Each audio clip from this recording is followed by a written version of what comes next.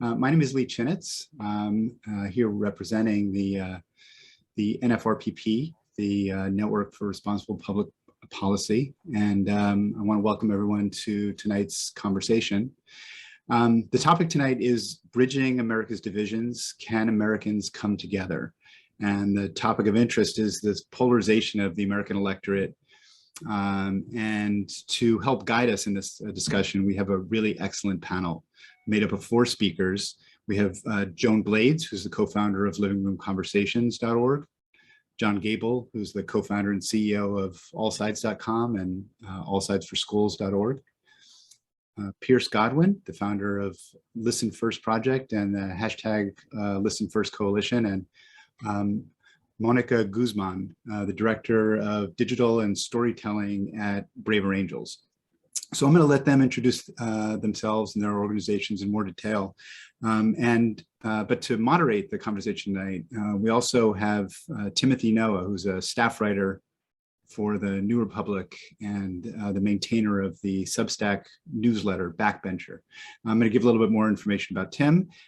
He has an incredibly impressive resume. It includes positions with many other publications, including the Wall Street Journal, the New York Times, the Washington Post, the Atlantic Time, the New York Review of Books.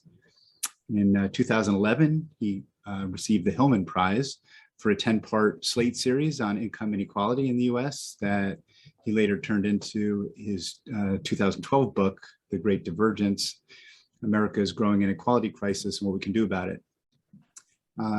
It would take too long to go through the rest of his resume, but I do encourage all of you to take a look at the write-up of Tim on our webinar site here. Thank you, Lee. My name is Tim Noah, and I'm a journalist. I'm a writer at the New Republic, and I didn't actually work at all those publications you listed, Lee. I've written for them all, but I've only worked at some of them. But I am very interested in this question of political polarization. I'm a Washington reporter, and so I have a front seat to many of the really sort of awful consequences of political polarization in our political system. Just yesterday, Senate Republicans passed a bill that they knew couldn't possibly become law because it would be vetoed by President Joe Biden. But they nonetheless pushed through the Senate a bill that blocks a vaccine mandate that the Occupational Safety and Health Administration is imposing on workplaces where there are more than 100 employees. Employees at those places have to either get vaccinated or be submitted to weekly testing for COVID. It seems to me that the whole politicization of a health crisis, a pandemic, is a very good illustration of what we're going to be talking about tonight. There is nothing liberal or conservative about fighting a pandemic. It was never an issue for conservatives before that any number of vaccines are required in various contexts as a public health measure. But in this environment, it became so. So that's the sort of problem you encounter when you have a great deal of political polarization. I also feel like I have to be straightforward in saying that the political polarization is not equal on both sides. What you have is much greater polarization, much more extreme positions being taken by conservatives these days than by liberals. This has been going on for some time as the Republican Party has been drifting rightward. In the last couple of years, we have seen some push to the left on the part of Democrats, but the great majority of the polarization these days seems to me to be coming from Republicans moving right and increasingly defining themselves in opposition to whatever it is Democrats happen to be doing at any particular moment. I think we need to acknowledge that. Before I have Joan Blades tell us about her work, I want to kick this off with a quote from a very interesting book by Ezra Klein that I read a couple of years ago called Why We're Polarized. And he ends his book calling for mindfulness, which is a little squishy. But he says, the idea here is to become more aware of the ways that politicians and media manipulate us. There are reams of research showing that our reaction to political commentary and information we don't like is physical. Our breathing speeds up, our pupils narrow, our hearts beat faster. Trying to be aware of how politics makes us feel, of what happens when our identities are activated, threatened, or otherwise inflamed, is a necessary first step to gaining some control of the process. With that, I'll introduce Joan Blades, who is a trained mediator and co-founder of livingroomconversations.org, an open source effort to build connections across ideological, cultural, and party lines. And she's a co-founder of momsrising.org and moveon.org. And she's a co-author of The Custom Fit Workplace and the Motherhood Manifesto. So Joan, why don't you tell us what it is you know about how we can come together in this polarized time? Well, I've been doing this for over 10 years now with Living Room Conversations, and people are actually very able to have good conversations with each other when they decide they want to. And what's disturbing is that it's become so that more and more people are not making that choice, that we are increasingly sorting ourselves. I live in Berkeley, California. It's no surprise that I'm a progressive. But I became very curious about why conservatives weren't concerned about climate well over a decade ago. And I had wonderful conversations with people on the right because I was truly curious and I made friendships. And by 2008, 2009, that was less possible. So living room conversations are an effort to make it possible for people to do that first step of having relationships with people that have very different viewpoints, because it's not persuasion doesn't work until you actually have a connection. And in fact, the most persuasive thing you can do is listen deeply to the other side and give them a chance to want to listen to your story. Talking points tend to put us into a political trance where we just are stuck. So this is an effort to have us see each other's humanity, or as the faith communities using this process often say, seeing the divinity in everyone. And that's the beauty of it. The original format was two friends, each invite two friends with different viewpoints. So you're being intentional in the political space. Each invite two friends for a conversation about a specific topic. Now we have over 100 conversation guides over the years. They've grown, and we have aspirational conversations about the American dream, and we have conversations about the really tough stuff like abortion or guns and responsibility.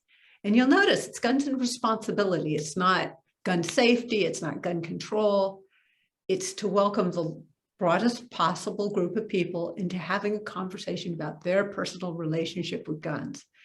And the people that come start with a set of conversation agreements. They're basically what you learned in kindergarten. Be respectful, be curious, take turns, own your part of the conversation. And people are good at it. It's actually really fun. But it's small and intimate. And so people go, oh, how can you scale that? 6 people. Well, you could have 100,000 6-person conversations in a weekend if there was the will to do so. And so we are at the point where we're saying, we don't care what you talk about. We just want people talking and making that connection. And we started around political polarization. And actually there was a race conversation that grew into a three-part race and ethnicity conversation set and other conversations. And then when George Floyd was killed, there's a whole set of race conversations that evolved in partnership with others, because it's good for conversations across differences. It's also really great for values conversations. Maybe the best way to have a relationship with someone that's politically different than you is to have the technology, the modern technology conversation, because, well, you don't have to start at a tough part. You can start in the technology and relations conversation.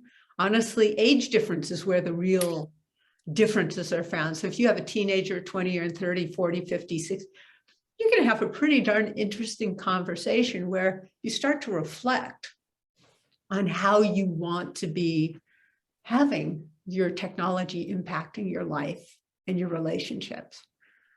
There's a lot of beautiful things going on in this. Now, this group here has a lot of my friends in it, actually. And John is one of my good friends that's also a partner at Living Room Conversations.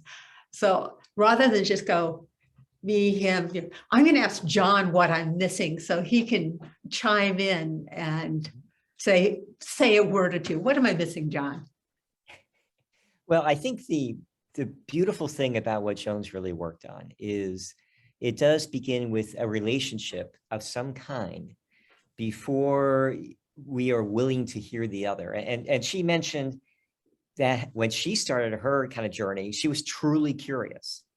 And that mindset of being truly curious is where we have to start. A lot of the challenges in kind of bridging divides is that they aren't ready to talk to me, or they aren't ready to listen. And usually it's that whoever I am, is not really willing to listen and understand. And Joan's work, and she worked with a lot of professionals on, worked with family, psychological help and sociologists to define their structure. But one thing I do want to add is that all their 100 conversations are not all about holding hands and singing Kumbaya, which tends to attract more people on the left, while people on the right are like, what's the issue? What am I going to get done? How is it going to make, what's this problem we're trying to solve? And so as we move this more into issues and problem solving, we can use these guides. And I always like to describe it as accidentally discovering the humanity of the other person, because that's the structure we give. We all worry about our human nature, about trying to be anti each other, but actually we have a huge amount of human nature that wants to connect. Human beings are very responsive to their environment. And Joan's open source project has really come to a very simple, self-facilitated way for people to be in that environment themselves. And so they can actually begin to listen out of curiosity, begin to appreciate the differences and our commonality. Did I help at all there, Joan? Absolutely, as a testimonial even. And the thing I realized I should also be mentioning is we've been doing video conversations as well as in-person conversations since before COVID, and even had an 18-month research project that found that our short-term and longer-term goals were being met in both cases. So when we have, Rotary or faith communities, libraries, or individuals doing this, it's a way to have the community be more connected. And sometimes it's because there's differences in the community. Sometimes it's because their voice is missing. Homelessness conversation, it's not about left and right. It's about people that are housed, people that are not housed, people that are renting, people that are commuting long distances, the people that serve them. There's, it's accepting the complexity of life and living in this world. And we do this in partnership because we're not experts on your community or your issue. So Amanda Ripley wrote a wonderful book this year, High Conflict. And it's like, oh yeah, healthy conflict. That's an awesome conversation. And there's, the ability to have a book group that has books and conversations that go with it. Because it's, you know, another book, The Power of Strangers, has reaffirmed that it's good for us to be talking to strangers and to have a good experience talking to strangers. People that can agree to these conversation agreements again and again. It's a really good experience and expands their capacity to have other conversations beyond. So I could talk about this forever, but I don't want to take up too much time. I do want to say it is the holiday time. I used to tell people, you know, these are not for the living room conversations are not for families because, well, you know, people have baggage and, you know, some people are not going to be great listeners. But we've had so many people say, I had the best conversation I've had with my nephew or my dad or my whoever. Because of these conversations, we have conversation menus on our website now. So just questions that are open and allow people to explore together. And, you know, you can take one side of that conversation agreement and understand that everyone else hasn't necessarily agreed. But when you own your piece of the conversation, you can really contribute a lot.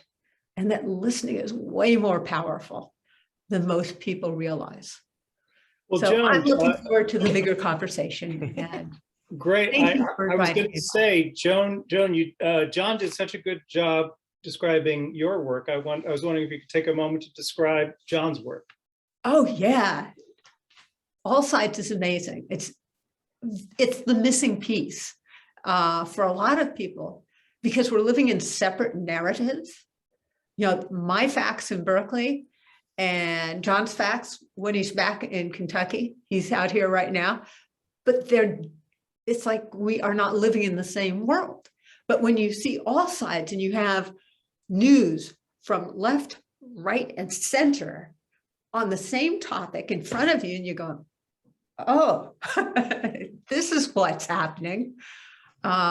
It's critical. It's wonderful. And you said he's a co-founder for AllSides for Schools. We're the other part of living room conversations is the other part of it, because we need that caring about each other, you know, holding the tension of our differences and really listening. It's an amazing human thing. John, can you tell us exactly how this media project of yours works? How do you disseminate it? We actually didn't start trying to solve a media problem. Oddly, I'm an internet guy. We were talking earlier from the original team at Microsoft Office way back in Seattle, where Mónica is now, and then team lead for Netscape Navigator, the first popular browser for the product management side of that. And we actually thought the internet was broken. So that's kind of how we start there. So early on in the internet, the idea was that we'd have better information so we could make better decisions, that we'd be able to connect with people all around the world and not understand them as a stereotype, but as an individual and begin to appreciate them. And a lot of us who were working the internet early on, the people I knew were the innovators. I just got along with some of them. But the idea was that would open up a whole new world and a whole new way of connecting and understanding each other. In a lot of ways, the internet did exactly that. But actually 25 years ago, that disturbs me to say that number, in January, I gave a speech saying how I thought the internet might also train us to discriminate against each other in new ways. Because I was studying kind of, for people who are media junkies, you may know the book, Amusing Ourselves to Death. And that really looked into how news and the impact we had on ourselves and our society by getting news previously from the written form and changing that into a video TV form and how that changed things, society. And the internet, I was thinking, what would that do?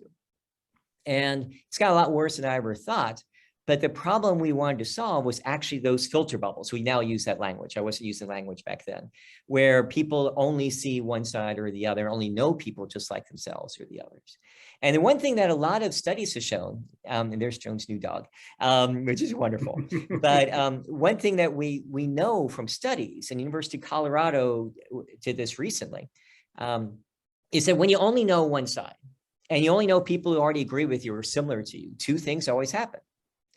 We become much more extreme in whatever we believe, and we become much less tolerant of any person or idea that's different than ours.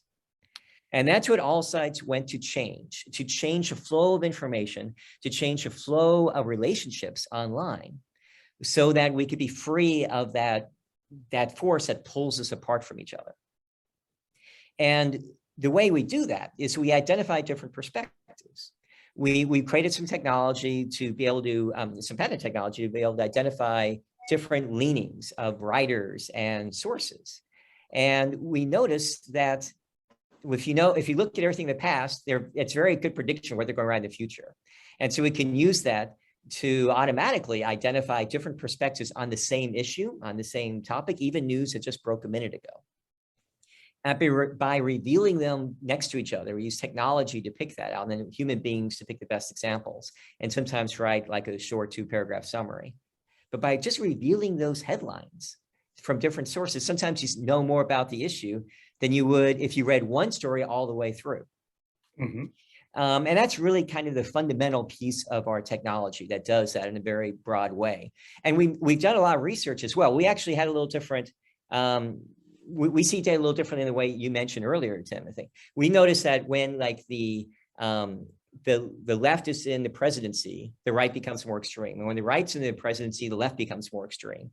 That it's not, and you even see in Pew Research how the curves come apart from each other, how the groups divide, and how it kind of shifts a little bit back and forth. And so depending on how you look at the data or how you parse it, and also your idea of what center is versus extreme is, because that's very subjective. You may determine one side or the other is more this or more that, but at the end of the day, the problem is the division, is the effective polarization. And the effective polarization comes down to not that you and I disagree. We think disagreement is good. Effective polarization is that since you think differently than I do about voter rights or voter suppression or voter security or the environment or what have you, because you have a different idea about that, I don't just think you're wrong, I think you're evil. And I won't even work with you when we agree on something or want to work together on or have the same goals. That's the problem we're dealing with, not just in the United States, but internationally, worldwide. You see this in modern societies across the world. And I always point out that despite all the problems we see in the country specific to gerrymandering, something I worked in politics way back before technology. And I was working to combat that back in the 80s when like California had like districts that had like 90 sides, or one district that was only contiguous at low tide. It broke in two pieces at high tide. But the reality is both parties, if they can get away with it, do that as much as they can. But the point I'm making here is that though those are problems that I think we should address, the more fundamental problem is a change in technology in the way we interact with each other, the way we get information. And that's really driven by the internet and technology. It's as big of a shift as the printing press was way back then, And though we all think about the printing press being a wonderful thing for society, we forget that for about 100 years, it was utter chaos of a lot of people fighting and violence. And there are so many similarities between then and now in terms of fake news, misinformation, a lot of pornography, people acting extremely responsive, attacking establishment fighting back. They even wrote about people's having their heads down in books, like we have our heads down in phones and not interacting with each other. But what got us out then, it took about 100 years, depending on how you look at it, before the printing press really began to become a great positive for society overall, to get out of that really chaotic, painful time. And we often talk about the work we do, along with what Joan and Pearce and Mónica, Brave Angels, and all these other groups are doing. We frequently frame it as like reducing that 100 years of chaos and pain down to about 20. And I think we're about halfway through that if we can get through it. Just a quick question, John, is how do you, you say you kind of prepare these news from multiple points of view. How is that disseminated? So we disseminate that both on our website as well as through a lot of social media. We're particularly strong on Instagram, through a lot of partnerships in schools, our own app. We actually provide it to a lot of other people, a lot of organizations. And in fact, our whole network, in terms of people who read our stuff, just to get a sense of our size, we're larger, but close to like Christian Science Monitor, American Spectator, Jacobin. We're kind of like a mid-sized national organization in terms of our readership across the different places. And so we use all these different ways to get the information out. We provide it for free because we do have this mission that we're very dedicated to. We do have subscribers, and that's very important to us to be able to help us out. And so that's very important, but we are on a mission. I mean, our mission is to free people from filter bubbles so they can better understand the world as well as each other. And that's what all these technologies and partnerships are all designed to do. And the important piece I want to add to that, just to wrap up my little part, is we want to be able to scale. And so we're building a lot of technologies to automate this, and working with Joan, with Living Room Conversations, and with Pearce, with what he's doing with Listen First and America Talks and Medium America, in order to be able to provide people tremendous opportunity to bridge those divides. And our technology is all designed not to be like one little group that we work really hard to do over a weekend, but that we can replicate at the hundreds of thousands and millions of levels of people doing that over a short period of time, even over the same kind of weekend. That's how we're designing our technology and our systems. And if you ever feel like, oh my gosh, all is lost, it's too much, think for a moment that academics who study movements say about 3.5% of the people are, when you get 3.5% of people engaged in an idea, that's when movements, if you will, succeed. That's when policy changes. That's when culture changes. Out of the over 300 million Americans, and look at just voters or people of age, you're talking about between 5.5 and 8.5 million people. From my experience from Netscape, that's a very, very achievable number. And despite all our concerns about the problems now, I'm actually in a way thrilled, because when I started working on this 10 years ago, nobody understood it was a problem. It's like one of the great things about an alcoholic to get over it is to understand you have a problem. Once you have an problem, understand it, you can address it. And we see huge shifts in online behavior already for people who are fed up of the one-sidedness, even the if you will, innocent one-sidedness. Where people just don't understand that they're being biased one way or the other because they don't see the other side that well. There's a big pushback against that. And that gives us an opportunity to have people connect and understand each other and solve the problems, reinvigorate our democratic republic and solve the problems together. Wonderful. Thank you, John. I'm going to introduce now Pearce Godwin, who is the founder of the Listen First project and the Listen First coalition of 350 plus organizations that bring Americans together across differences. He writes regularly for USA Today. Pearce, are you there? I am. Thank you so much for having me. I'm going to cut my camera off since I'm on the road and want to make sure that the connection remains stable, but it is such an honor to be here with dear friends and partners and all of you. You know, as Joan and John have talked about, toxic polarization, simply said, the way we demonize each other across differences is a grave threat to our families, our communities, and our country. You know, it's increasingly hitting close to home. It's causing breakdown from the dinner table to family vacation, from the workplace to worship services. I don't think it's going too far to say that the American experiment will not long endure unless we reverse this trend. We're going to remain paralyzed in the face of mounting challenges until we take that first step of turning down the heat and then create a new foundation of trust and grace upon which we can solve problems and achieve a more perfect union together. I'm sure everybody with us here tonight has seen the personal pain and the national fear that's being caused by division all around us. Just in recent months, I've seen a former militiaman, a presidential advisor, and a corporate leader all cry in telling me how toxic polarization has damaged precious relationships and how they fear what America will be for their grandchildren. some pretty terrifying stats as more and more folks are researching this problem. 71% of Americans now believe that democracy is threatened. 87% say polarization is a threat to America. 54% say other Americans pose the biggest threat to our country. 35% of partisans now believe that violence could be justified to advance their party's goals. And on an even more personal level, 19% have experienced depression, anxiety, or sadness as a result of partisan disagreements and divisiveness. And one major reason that Joan and John have talked about, and Moni will as well, is that we don't know each other. 77% have few or no friends from the other side. But on a brighter note, 66% say the differences between Americans are not so big that we cannot come together. And 62% say that if an effort existed to make it easier to support civility, they'd be likely to participate. And finding that 62% is what John was just talking about in this scale.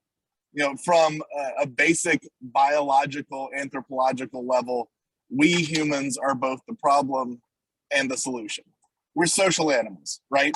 Our brain biology makes us very sensitive to feelings of group belonging, to perceived threats of exclusion from groups, and external threats from members of other groups. These are all primal survival instincts. But once we've defined outside groups as enemy and threat, we develop a range of negative perceptions and misperceptions about them and their intentions. Norms are ignored, and the risk of violence increases. But the good news is that our posture can change over time, that even at that most banal human level, our group identities are not rigid or permanent.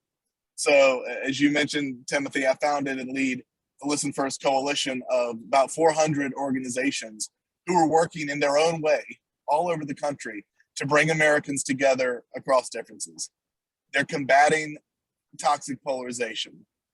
My Listen First project in particular focuses on large-scale co-created events, campaigns, and strategies to engage thousands to millions of Americans of all backgrounds and beliefs in healing the country by bridging divides.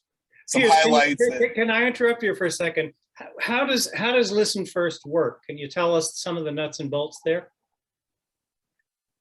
Exactly. So highlights of our large-scale work to transform this division and contempt into connection and understanding includes, as John mentioned, the annual National Week of Conversation, which was begun in 2018 with John, Joan, and several other pioneering leaders, and the America Talks event that now kicks off National Week of Conversation each year, supported by USA Today and Walmart. And we're already, those on this call, working and looking forward to America Talks and National Week of Conversation 2022, April 21st through 30th.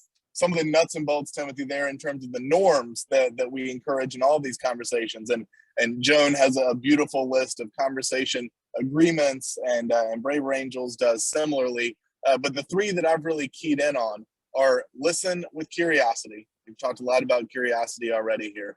Speak from your own experience, and connect with respect.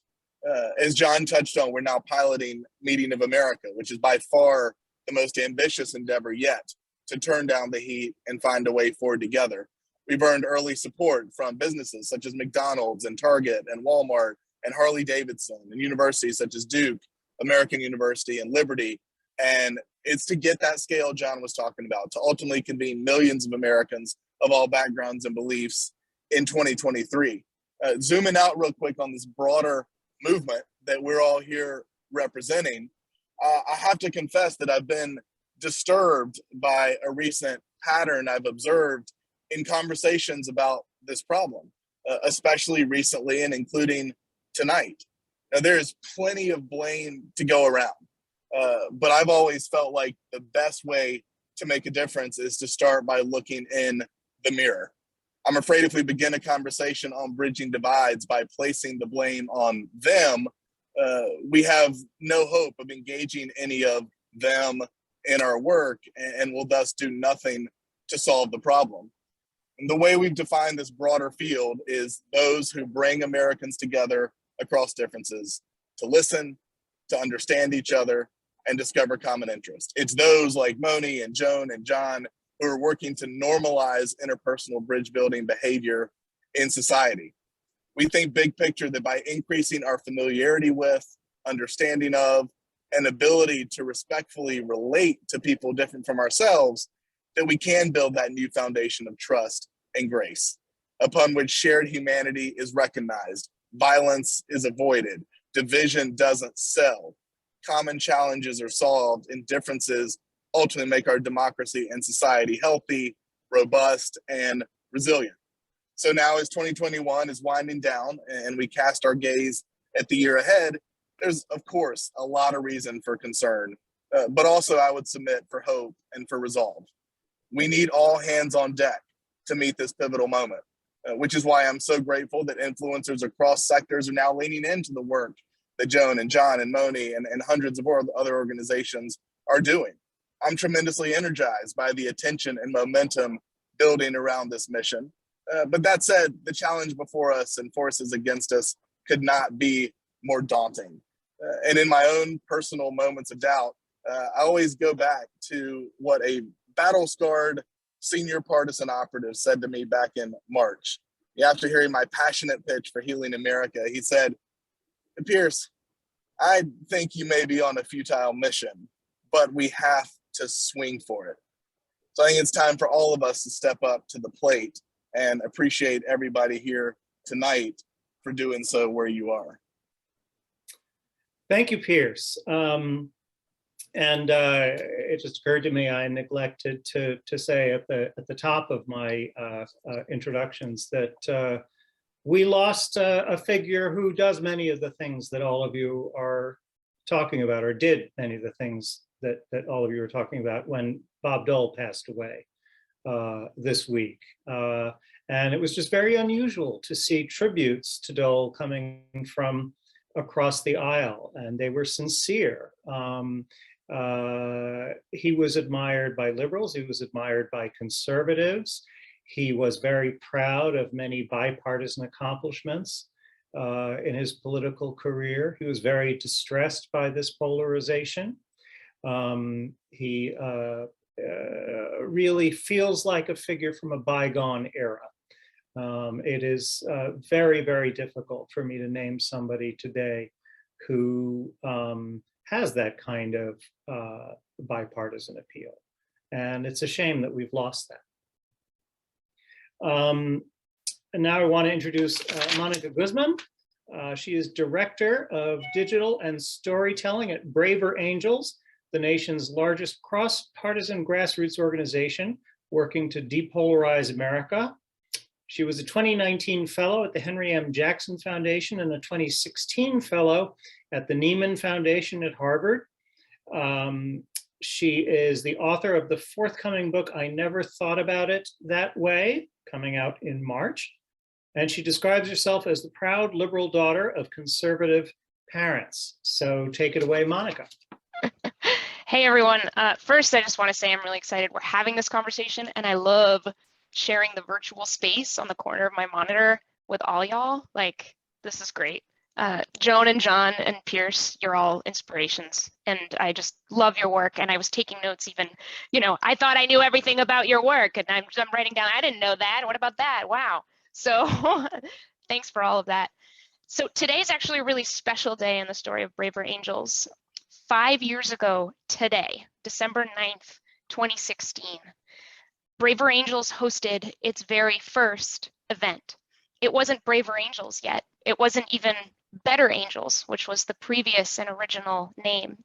But a few people who really thought that something needed to change and someone had to swing for it, as Pearce said, decided that they could do something about it. So they gathered 10 Trump voters and 10 Clinton voters for a wide-ranging discussion, a range of exercise in a small church hall in South Lebanon, Ohio. 5 years later, Braver Angels has over 10,000 active dues-paying members in all 50 states. We have 2,500 active volunteers. It's a totally community-powered engine that we're building. 80 local alliances in urban areas and rural that all must be led by charter by 50% conservative, 50% liberals. Braver Angels is a very unique organization, and I discovered it almost by accident in 2019. And I remember sort of seeing a pamphlet on a chair at this event called the Weave Summit and picking it up and like looking at it going, this is what I thought we couldn't do. Did they do it? Wait, really? And going and talking to people being like, is this for real? And I volunteered for a while and felt myself pulled deeper and deeper in until I just, this is where I had to spend my time. I think we're building something extremely special, and just love it, love all parts of it. Now, the broader question of polarization. We've talked about curiosity. My book is basically about it and how you make it work, and what I've learned from 17 years in journalism, asking questions for a living, but not just any questions. Having conversations focused on understanding without judgment. These are conversations that are becoming endangered in our daily lives.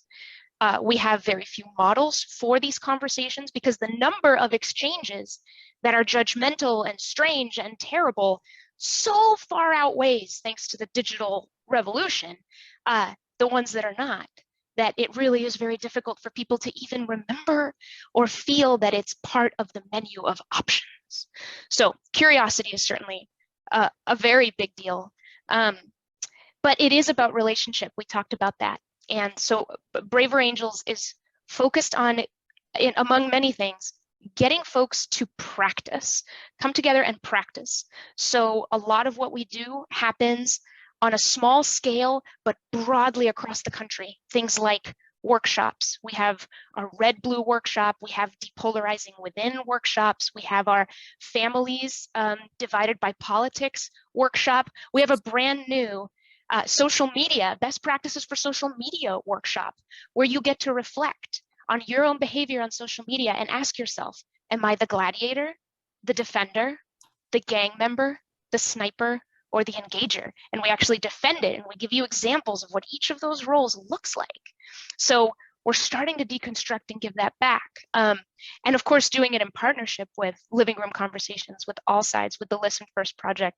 I mean, everyone is really kind of converging around the need for building back trust, the need for starting with curiosity, the need to step away from persuasion, which for so many of us seems like the only reason we would possibly talk to anybody is to try to convince them to see things our way. And yet we know logically that that is not realistic. How often has that worked? In one conversation, you get someone to completely change sides? Like, has that worked for you? How often has that worked? And yet we pretend that that's the way this goes. So the methods are plenty. There's lots of extraordinary ideas. You know, among the ideas that really stand out to me, I'll mention a couple that Braver Angels really embodies, is make it a tour, not a trial. In a lot of our conversations across the divide, we want to know, we want to get curious, so we go, why? Why do you believe that?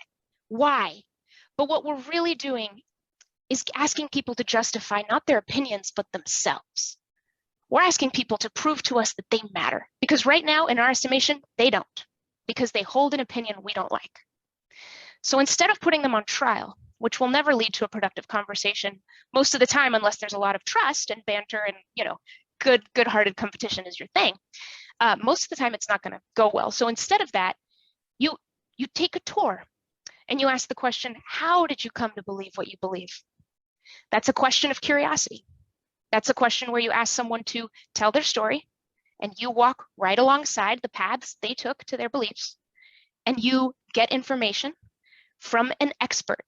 There can't be any claims of fake news or misinformation. You are talking to the expert on themselves, right? Everyone is an expert in their own story.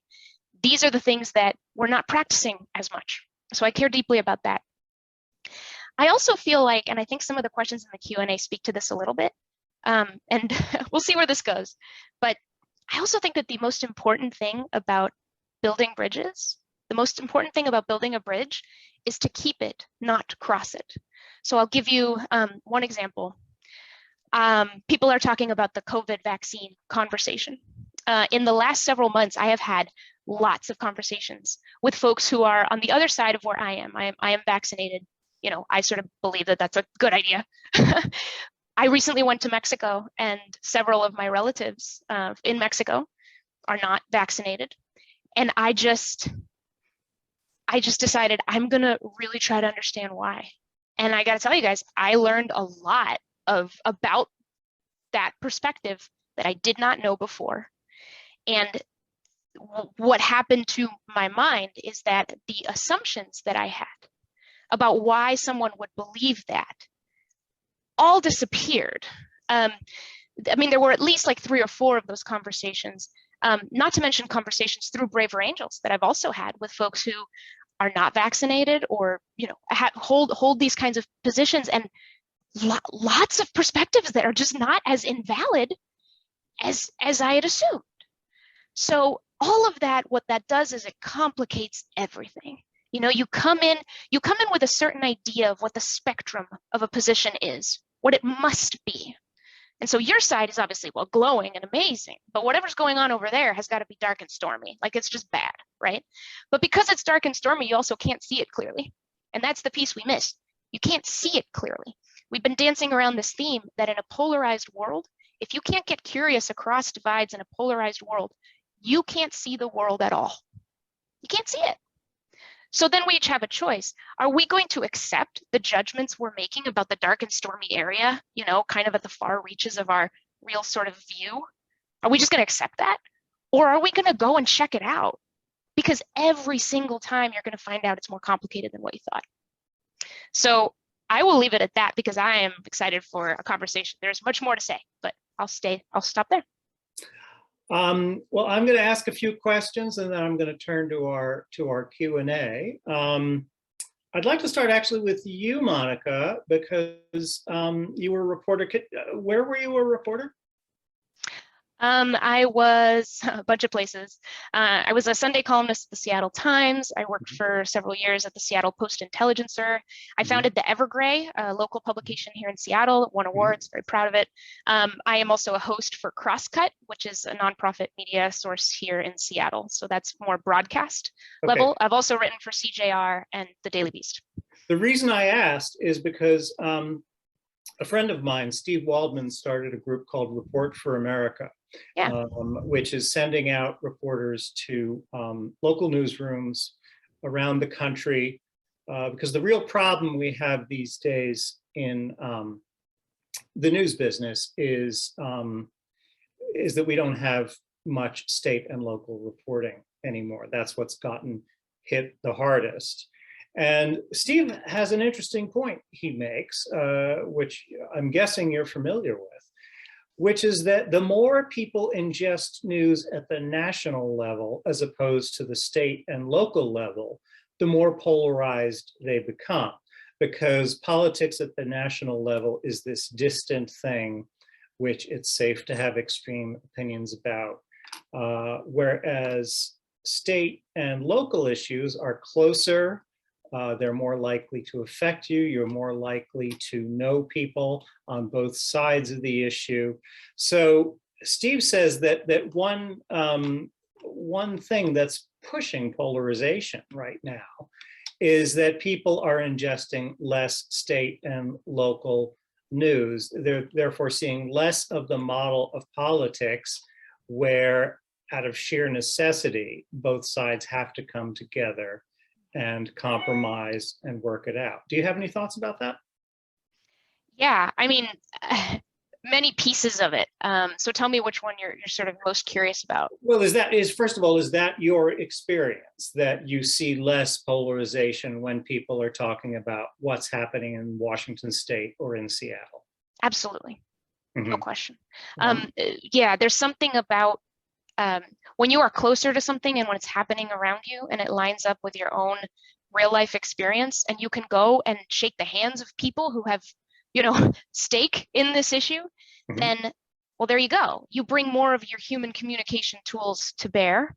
You also feel that you are more empowered to actually make a difference. You're not one among millions, you're one among hundreds or thousands or dozens who might really care about this issue. Absolutely. And in fact, with the Evergrey, the publication I founded, it was largely events oriented and conversation oriented. So I got to moderate all kinds of conversations where people would come together and really look at the other side of the homelessness issue in Seattle, right? Where, oh gosh, is this a question of compassion? Is it a question of public safety? Well, it's a question of both, So let's have those things overlap and create a more complicated layering. I also think that national news, the thing is, it's better resourced. And so they're better at exploiting our psychology because they can, and they do it very well. I still find myself some days grossly addicted to the New York Times. I'm finally starting to peel away, but their mission at this point is not just to be the best newspaper of record. They're trying to be your cookbook. They're trying to be your everything, right? So you come in for the cookbook, you stay for the of the headlines. And that's what we're doing because that's what the media has to do to survive. So you're right. The drop in local journalism also means this. Local journalism feeds into the national visibility, right?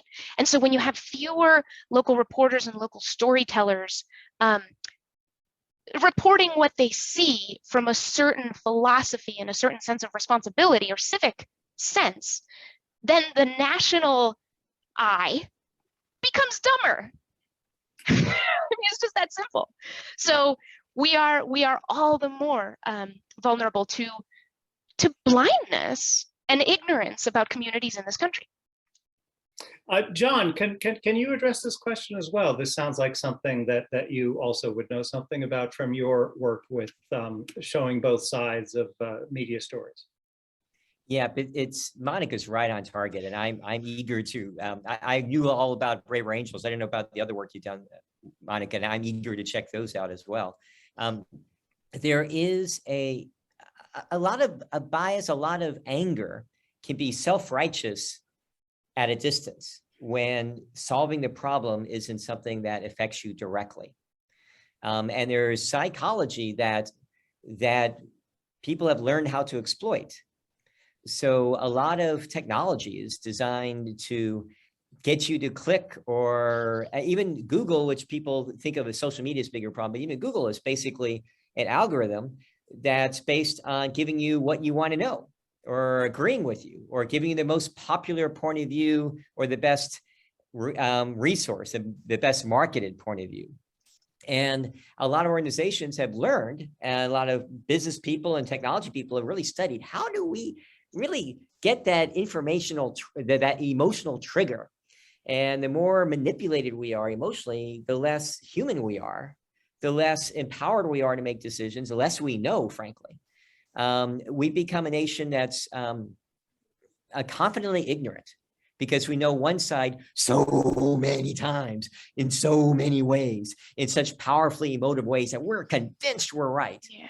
And this even happens to people who really know their stuff, who really work well, because and a lot of the so-called bias in media, whether it's on left or right, tends to be partially just as a result of their peer groups, who they work with, who they listen to, or what the news information they get, what data they get versus the other data, both accurate.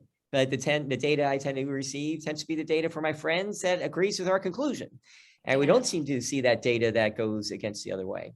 Yep. And the bringing it more real, so people have the different perspectives, and actually applying it to real lives, like homelessness is something I care about a great deal, particularly living in San Francisco, where that was becoming where that problem was exploding before COVID hit, and then got a lot worse after that. I'm very distressed at how much of the conversation is more about self-righteous moral correctness, as opposed to how do we solve the problem, not just for us, but for the people who are suffering on the streets. Yeah. And that problem solving perspective is lost a lot when it's at a distance. Yeah. And there are groups like Common Ground Committee and a lot of others that are really trying to focus us to, well, how are you going to solve the problem? Not how are we going to be right in a way that I can retweet online with friends to make me go, oh yeah. But how do we really solve the problem? If you care so much about the problem, you want to solve it, you do what Joan did. Joan went to reach other people from the other side because she cared about the issue, not just to be right about it in a cocktail party, but to actually address it, to actually have an impact. And so that's what drove her to talk to people on the right, which is where I'm from, and not just in her more progressive circle. And what's interesting is that people love seeing folks on the right and left work together. Yes. Joan yes. and I did a TED Talk a while ago, got in different venues, over 1.5 million views. And the main thing we heard was, you two are really friends, aren't you? And that just kind of blew people away. I mean, I'm originally from small town Kentucky, even lived in Appalachia when I was very, very young. And but I'm a philosophy major and whatever. But Joan's been progressive. We started the talk about how similar Stearns, Kentucky, a tiny Appalachia town, old company town, is compared to Berkeley. And it was just kind of a fun thing because we joke about how different it is. But at the same time, she and I are truly best buddies, and we're really focused on solving problems. And people are inspired by that. Let me ask Joan something about this endeavor, which is, yes, one thing I'm struck as I'm talking to everybody here is that you are all plainly very good people, nice people, and you are doing work that is virtuous. My question is, the people you attract to your projects, are they also virtuous and nice people? Because it seems to me the problem tends not to be the virtuous and nice people. The problem tends to be the angry and isolated people. I also observe that everybody on this call, I think, lives in a major metropolitan area. And I would submit that liberals and conservatives inside a major metropolitan area have a much easier time talking to one another than people from urban areas and rural areas. Let me ask Joan what I see. Joan also shaking her head. Tell me what you think about that. I live in Berkeley. You do not want to let anyone know that you are conservative in Berkeley. It would be, I mean, I'm embarrassed by how badly some subset of, liberals will treat someone that is one of those people, because there is this theme of one of those people. And that's what we're trying to combat, to have the understanding that the vast majority of people want to live in a healthy society where people are taken care of, where the environment is good, and yet, homelessness is kind of a classic example of where we're just pointing our fingers at each other, blaming each other, and we're not capable of addressing the problem because of this dynamic. And climate change is that same problem on a global scale. My question for people that are really focused on persuasion is, okay, imagine everyone in DC wakes up tomorrow morning, the climate change is their top issue. What would happen? And I just have to remind people, remember, healthcare, affordable, great healthcare has been a top priority for decades. We aren't even in the top 10 when it comes to outcomes. And we have the most expensive healthcare in the world. As long as we don't have the ability to work together, everybody's best ideas in the room, and the agility that comes with having a relationship where you do more of what's good and less of what's bad, because these are problems that have to be figured out in a real-time way, we're not going to succeed. Well, Joan, I hear you saying that you're in Berkeley where the prevailing bias is against conservatives. I certainly believe that and understand that. What I'm wondering is, are you able to get the people from Berkeley together with people from, I know there's in the northern reaches of, let me finish, the northern reaches of California, you have a separatist movement that's very conservative. And this is in the sort of rural parts, northern parts where the Sutter's Mill country is. And have you brought those two groups together? No. You know, the question of can we get everybody there? It's a resounding no. There are good people on both sides that are willing to show up and, you know, start to connect with each other. And you've got to start with those people. Mm-hmm. John was noting that change can happen with 3.5% of the population. There are people on both sides that are, I don't want to talk to those people. And, you know, we've created a culture where that is acceptable. And that's not even surprising. So that context is not good. And we need to shift that context. So for the people that are saying, oh, I think we've got a problem, we're providing them pathways to start to be part of fixing the problem. And each of these initiatives, and the reason we're collaborating as much as we can is because it's not going to happen with any one of us, but collaboratively, we believe that it's possible. You know, we are shooting for that. You know, what was that you guys were saying? Got to swing for it. We're swinging for it because, you know, we've got kids, we've got things, we have to care about the future. And I care passionately. And I love the people I'm meeting as I do it. And so it makes my life richer and better. That's great. Let me throw this question to Pearce.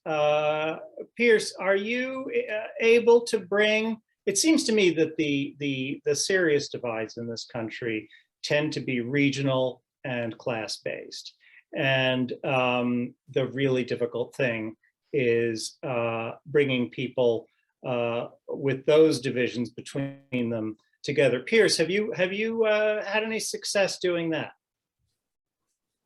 You're absolutely right, Timothy, that those are some of the prevailing divides and fissures. And one of the things that those of us on this call, especially with John's leadership, have appreciated about the pandemic and the opportunity to really lean into virtual connection is that we, by definition, can't bridge geographic divides face to face. Every one of us would rather be in person right now, flesh to flesh. We all get that there's nothing that replaces that. But because, to your point, Timothy, we are so sorted, it's incredibly likely that I am living around somebody that looks like me and thinks like me, to Joan's point. We have had a lot of success at being able to convene people virtually to span some of that geographic divide. But the problem remains that this work is not reaching sufficiently into rural America, into, frankly, middle America. And that is a problem that, quite simply, we have to solve or we're wasting our time. It's really that simple.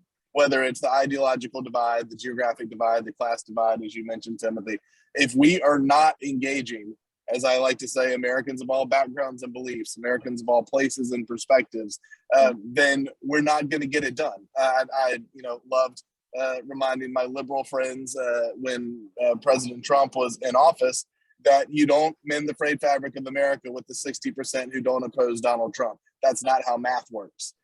So it is incumbent upon us to earn the trust of those who have, in many cases, some well-earned skepticism of what it is we're really up to here from both sides of the aisle. Is this a Trojan horse for a progressive agenda if I'm a conservative?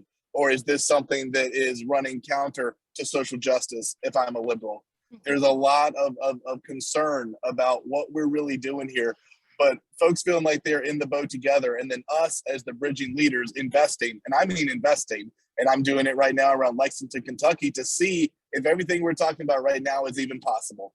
Can we get thousands of people to the table that looks like the population of an area? Because we don't succeed without doing that. And we're a long way from it, if I'm being honest right now. Mhm. Monica, do you have any thoughts on this? So many. Yeah, I mean, I want to go back to a couple questions ago. We've been sort of following this along a thread. You know, you had asked about, well, we're nice people and there's angry people, and I think it's worth really acknowledging that, yeah, there is a lot of anger, a lot of fear, a lot of anxiety, and it is not imaginary. It's well-founded. People are scared. People are very, very scared. And again, I mean, the giant shifts that have been happening in our world are extremely unsettling and disruptive to our society. And what a society needs to do is adjust, adapt, figure out what in our mechanisms needs to change, in our government and our policies, in our ways of communicating. You know, and to John's point earlier, our communication has exploded. It is so different from what it was even a generation ago. We got to adapt. So all of those, it's almost like a teenager, you know, like going through this awkward phase, and you're going to slam the door on your parents, and you're going to say horrible things to your brother, and you're going to just be mad. But I don't want to dismiss it, right? Because, well, a teenager's just going through and he'll get through it. It's like, actually, our world really is facing some extreme polarities and some scary things. I mean, a lot of folks on the left point to January 6th, and in the perception of, I think, the most scared folks on the left, January 6th was sort of proof that the right has gone off a cliff, and that right now all we can do is fight and win the elections, and we can't possibly give an inch to the other side, and this is just horrible. But talk to anyone on the right, and they will give you just as empathic an argument. Well, I shouldn't say anyone on the right, the folks who are most scared on the right, and they will give you just as empathic an argument about, oh my gosh, we're creeping toward socialism. What are we doing? How did our progressive policies go all this way so quickly? Are we losing our minds? Our country is about to hop off a cliff for a different reason. Or you look at voter Can I fraud interrupt versus you voter there and give suppression. you a harder case, Monica, which is Sure. that a majority of Republican voters believe that Donald Trump won the election. That is that a majority of Republican voters believe that Donald Trump won the election? I just want to double check that. Yeah. I thought that it was that they are suspicious, that they're concerned about voter fraud, but not that got they. it right in front of me. Okay, just check it. There's a Majority big of deal about how the Republicans question is understood. Yeah. A majority of Republicans still believe Donald Trump won the 2020 election. This was in May from Reuters. And blame is lost to Joe Biden on illegal voting. Okay. Yeah, so that's a case where there's an alternative reality that is simply wrong, and you may or may not like. You are welcome to not like the outcome of the election, but it is alarming, and it affects our politics. It affects what's going on in Washington right now, that if you're a Republican office holder, my guess is most Republican office holders in Washington know exactly who won the election, but they are terrified, absolutely terrified, to dispute that Trump was the true winner. And that terror is now driving public policy in Washington. What do you do about that? Yeah, I know that a lot of us are going to have thoughts on this. So I know, John, you will certainly have thoughts on it. So my first thing is, there is a whole lot going on in DC, and there's a lot going on at the political level. I personally am much more interested in what's going on the ground among people, because what I read in that, and you know, my parents are among the folks who really have severe reservations about the election, and that's how I read it. Okay, so that, like, to me, that question about they believe Trump won the election, how I read that is there are severe concerns going unacknowledged that people feel are unresolved about this, that keep them in a state of doubt. Now, so in other words, it's like that statement, you know, they believe he won the election. It's very easy for us to say, oh, most Republicans believe he won the election, so most Republicans would go inside the Capitol building if they could. And that's not true. You know, Right, and so it's just, we have to be obviously not very, true, very but careful. Why do yeah. people, what makes people want to believe something that is so plainly not true? John, I know you've got long experience in Republican politics. Yeah, John, go for it. It's not the same Republican politics today that it was when you worked in it. But do you have any thoughts about that? Yeah, I want to give Mónica kudos because it's hard for a progressive to explain the other side very well, and she does a very good job of that. But when you're quoting how a press person interpreted a survey, most of the surveys I've looked ask, was the election stolen? And the press person interprets it to mean something.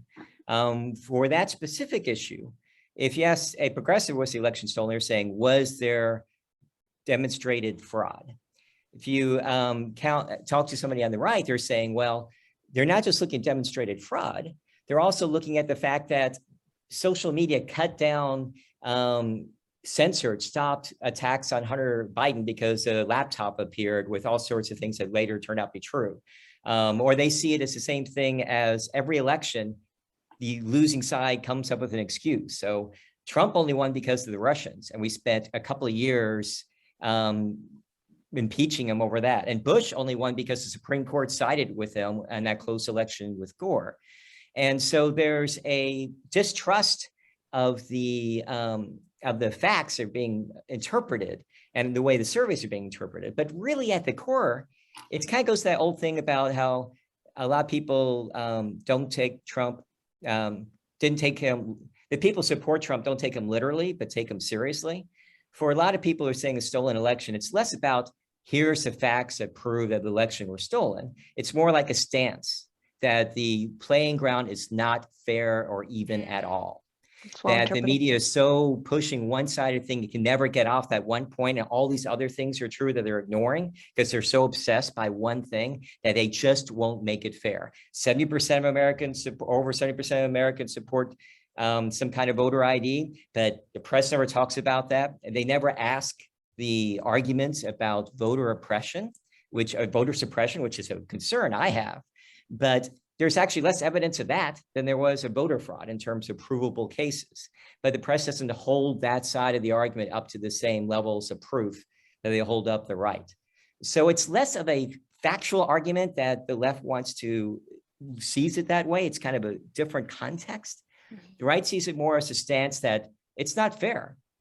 It's not even, and the sources talking about it aren't that trustworthy because they're pushing their agenda so much that we think there's a concern. And I personally am horrified by any kind of voter suppression or voter fraud or even things you can't do, because I'm a little bit almost, I admit, I'm almost religious about voter rights in every direction.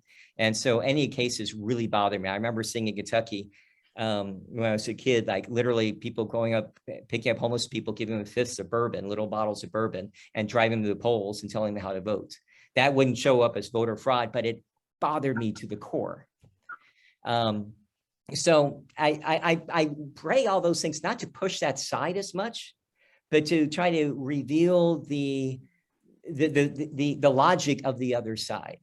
And I think that Mónica and Joan both go to the right point of, it's like, let's think about the people. There's a concern about our systems of government.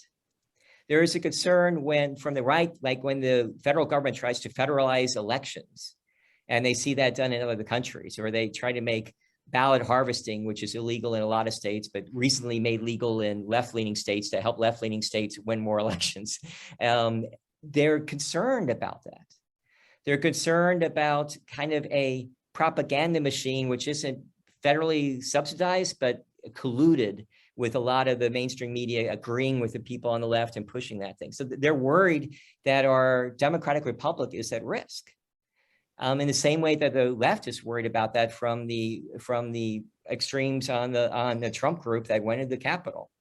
They're concerned that both sides are concerned about the democratic republic, and both sides are unfortunately thinking the other side is the evil, because that's how politics is. So we're so good at riling each other up. Both parties want to rile up their base and make you hate the other side. It's a great way to win elections. It's a terrible thing for the health of our society. And John, I have to jump in real quick because there's the theory of sort of politics that gets so extreme, you know, that they pull so far apart, they end up kind of looping and meeting somewhere else. Yes, and yes. I think that that's what's fascinating is if you look at folks who are, you know, very, very anxious on the right about and very anxious on the left, you know, and I'm often among that group. It's like what we are really, the common ground is that we are afraid that our democratic republic is at risk. And that something is fraying, and you can go to folks who believe some awful thing on the other side, and you will agree with them on that. You know what I mean? Like, and that's where you have to start when you Yeah. start on that problem, as opposed to starting what's wrong with the other side for believing these things that are false. If you start with, hey, democratic republic, our society. I'm using both words together quite consciously. Same. And Same. I noticed you were doing the same thing. It's an important thing to notice. Very. Because democracies love mob mentality from a republic's point of view, from a Republican point of view. And laws are designed to protect minority points of view, minority groups. That's right. Of any kind. And so democratic republic is the term for our government that both sides can actually feel welcome in. Precisely. Is what Braver Angels has learned. Yeah. Yep. And we've discovered the same thing. And if we start with the problem to solve. Sorry, Timothy, we're like going off. Come together. Sorry, Timothy. Yeah, I want to cut you both short because I realize we have had such an interesting conversation here that I have not given enough time to the Q&As that people have been sending in, which I feel very remiss about.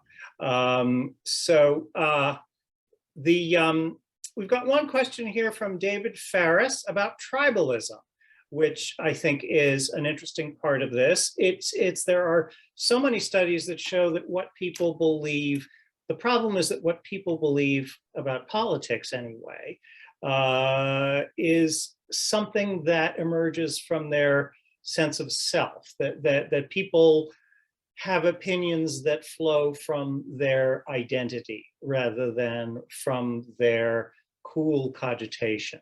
I wanted to ask Joan if she had any thoughts about this.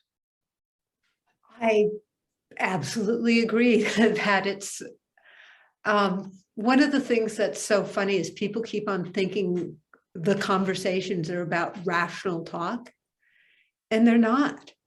They're about emotional connection. And the science tells us that our gut makes the decisions, and then our reason figures out the justification for it in over 90% of the cases. Now, when my friend Jacob started caring about climate change, it wasn't because I was persuasive. It was because he cares about me, and I care about him being marginalized. It's just a natural thing when we really care about each other. So there are people that have a really hard time not going into persuasion mode. And there are, like smart politics helps people with how to persuade, but you really want to come into a living room conversation in a listening frame of mind.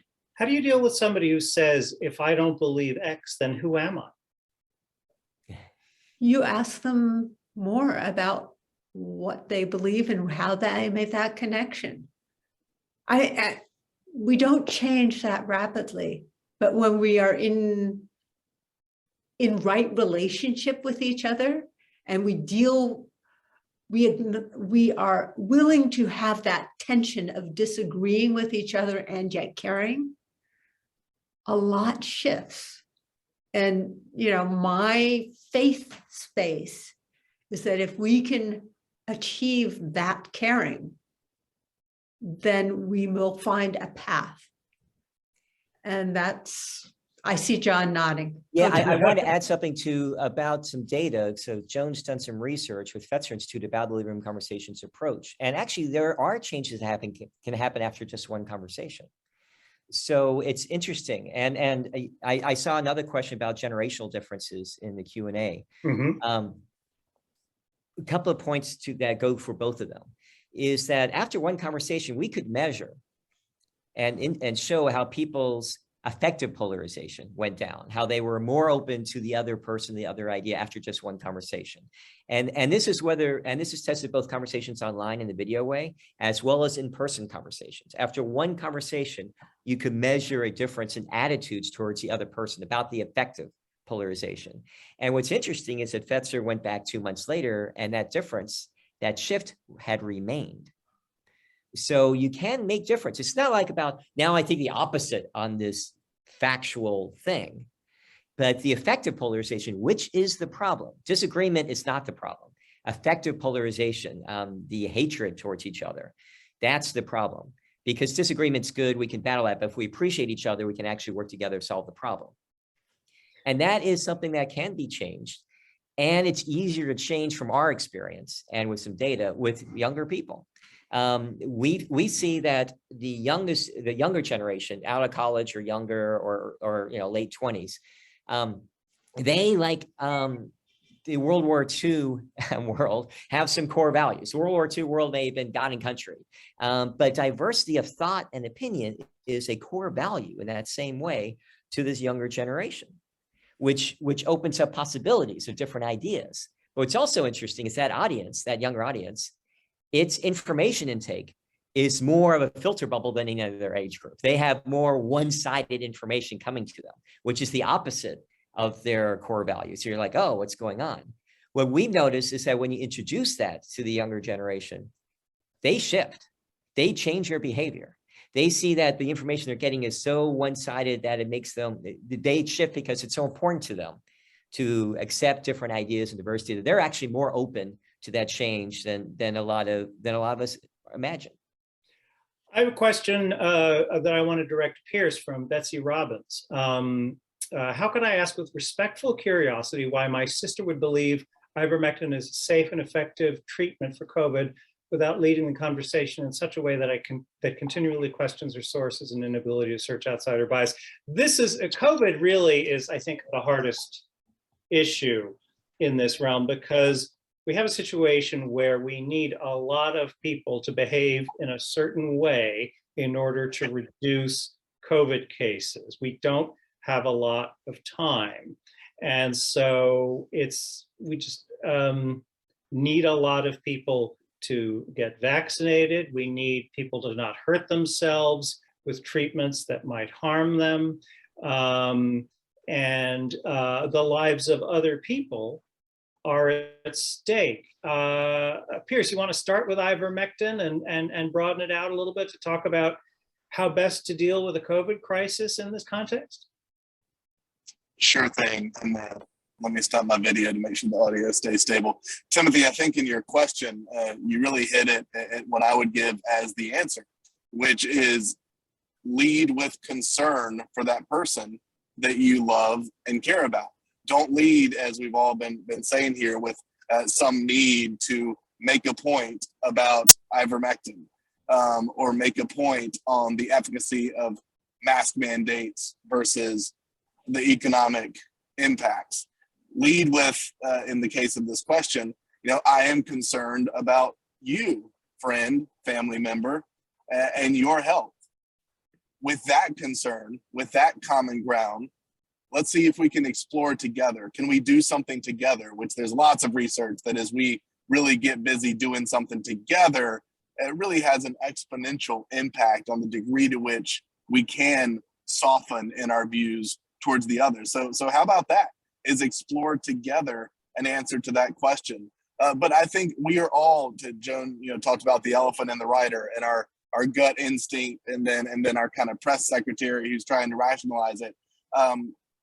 Contrary to popular belief, spouting a bunch of facts do the opposite of what you intend for them to do. They make any of us defensive.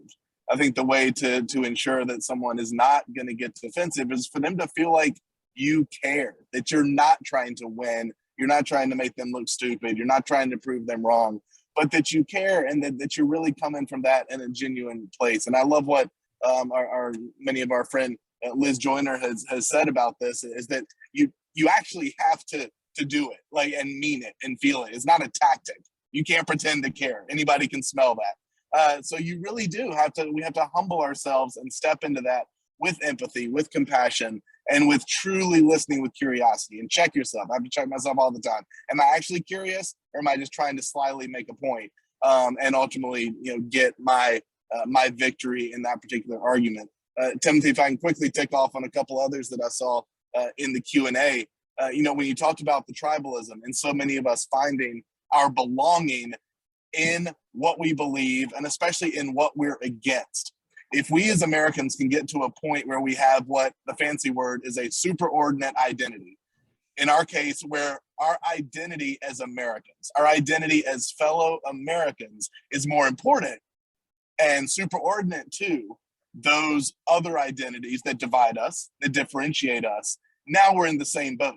Now I don't need to find my identity as part of a group that is defined in opposition to another.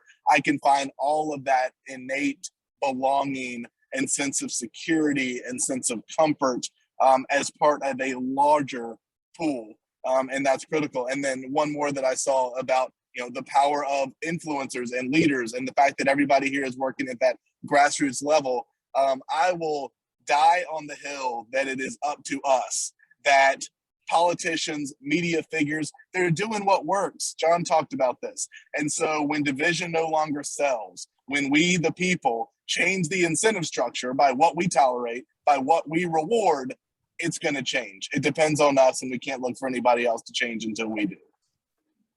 I have to, at this point, share a story. A good friend of mine is Michael Kinsley, who used to be the editor of the New Republic many years ago.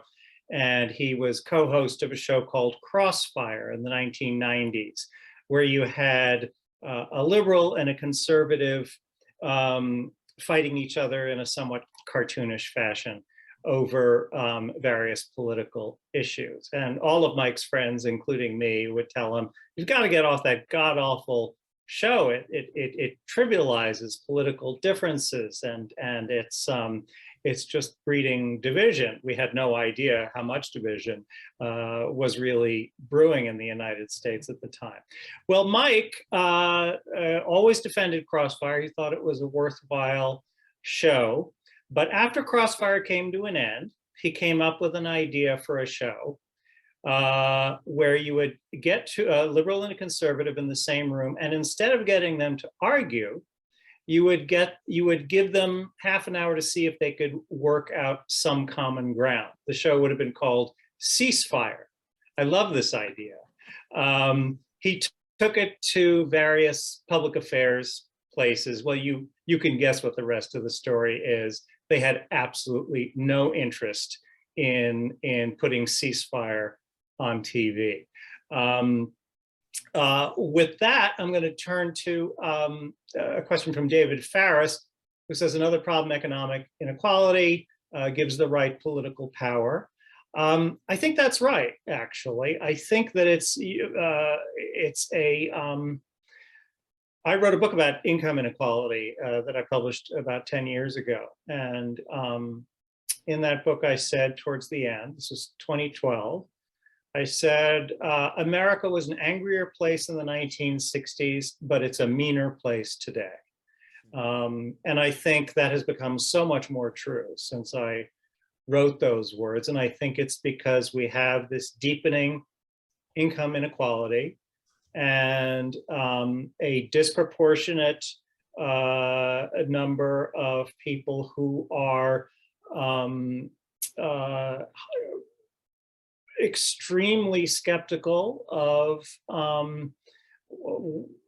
what sort of scientific experts have to tell us about things, are people who are acting out their anger at a government that really hasn't done much for them in the last 20, 30 years. I mean, I think that's indisputable. So I'd love to hear Mónica talk about the connection between income inequality and political division. Hey, before Mónica does that, let me just check with the rest of the NFRPP people. So I think we've come up on the hour. Are we allowed to keep this going? What is the usual protocol here, Steve, if you're around?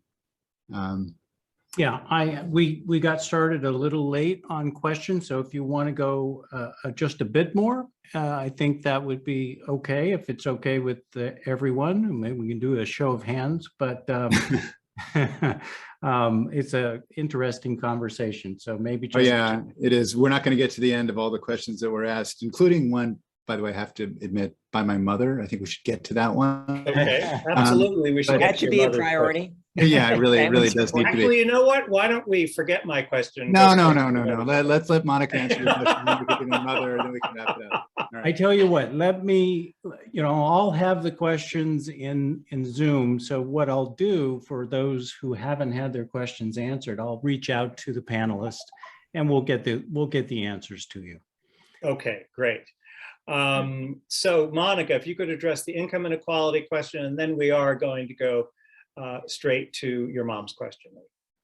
Yeah, where I go when I hear that question is to what, if any, is the difference between income inequality and class?